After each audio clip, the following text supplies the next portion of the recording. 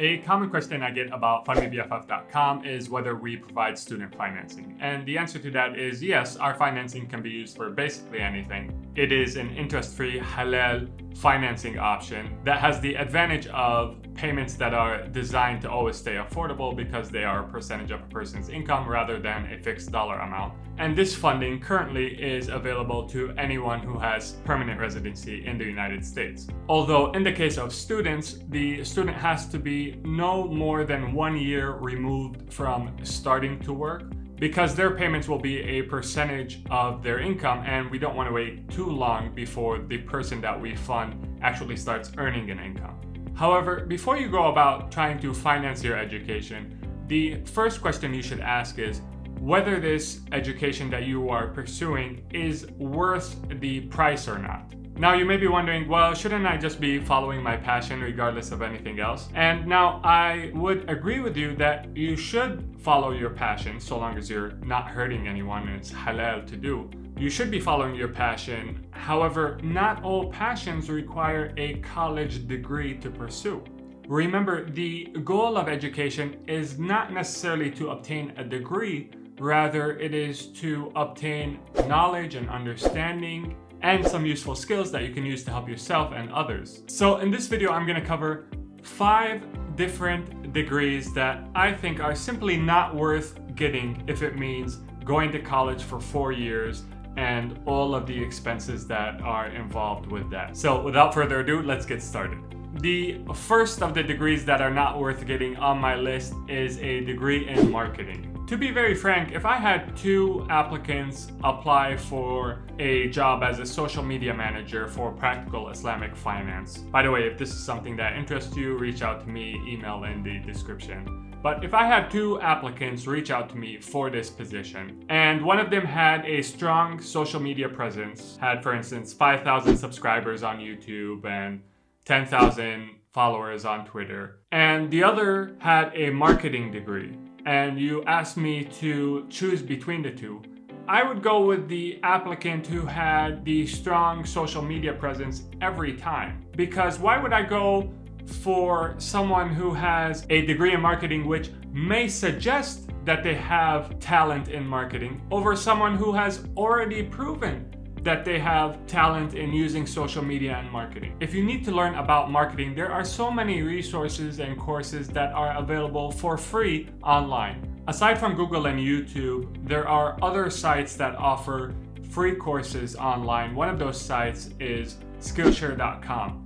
It offers free courses on marketing, on coding, on investing, and a whole host of other topics that I encourage you to check out if you're interested in one of these topics. And if you use the link in the description below, you'll be able to get 2 free months of unlimited access to their courses with no commitment. Bottom line, if you want to learn about marketing, there are a lot of less expensive and more efficient ways of learning about marketing than spending 4 years in college and thousands of dollars to get a marketing degree. Degree number 4 on our list that is not worth getting is a degree in a foreign language. If you want to learn a foreign language, my advice is to go to a country that speaks that language and stay there for 6 months, immerse yourself in that country, and my hunch is that you're probably going to learn the language in that 6 months in which you immerse yourself in this country that speaks the language that you're trying to learn. You're probably going to pick up the language a lot better than you would if you just stayed where you were and studied the language from afar for 4 years. Not to mention, when you're in that foreign country, you can work and earn some income rather than shell out thousands upon thousands of dollars to a college and come out with less understanding of the language and less understanding of the culture than you would have if you just lived in the country for 6 months or a year. When I was in 6th grade, I couldn't speak Arabic at all. And so my parents took me and my siblings back to Syria, our country of origin, and within 6 months, I was speaking and writing Arabic with the same proficiency as my peers, basically. And granted, when you're younger, it's a lot easier to pick up a new language. However, even if you assume instead of the 6 months, it takes you a year of hard work, it's still a much better deal than a 4-year college degree in which you come out with thousands of dollars in debt and less proficiency in the language than you would have if you just immersed yourself in a country that spoke that language for a year. Now, obviously, you don't have to move to a foreign country to learn a language. There are a ton of resources that are available for free often online that you can access that are just as good as learning the language in a college classroom. The third degree on my list that I would argue is not worth getting is a degree in communications. Now, while researching for this video, I came across an article that was arguing for the usefulness of a communications degree, and basically the best they were able to come up with is the following. One of the biggest advantages is that you can tap into your creative spirit as you complete your coursework and really immerse yourself in different fields of study. This better equips you to discover what you would be happy doing professionally for the rest of your life. Other majors simply can't help you experience subfields in the same way. Now, generally speaking, you shouldn't have to spend 4 years of your life and thousands of dollars in order to tap into your creative spirit. Nor do I think it's a good idea for you to get a degree just so you can figure out what degree you actually want to get. If you want to dabble into a few different topics to figure out what exactly it is that you want to do, again, check out Skillshare.com. They have a wide range of courses on many different topics, and taking these courses should give you a good idea of whether you like the topic or not. You don't have to go to school for 4 years and spend thousands of dollars to figure that out. Number 2 on our list of degrees not worth getting is photography. If I'm looking for a photographer, there are 2 things that I want to see: the reviews on the photographer and some samples from their work. I don't care at all if they have a degree in photography or not, and I'm pretty sure most people are like me. If you want to learn about photography, just ask your nearest teenager.